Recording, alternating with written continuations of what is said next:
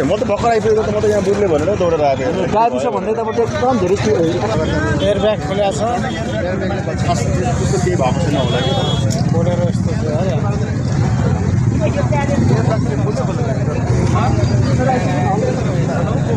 police बहिनीले यहाँ फर्काइरहेको छ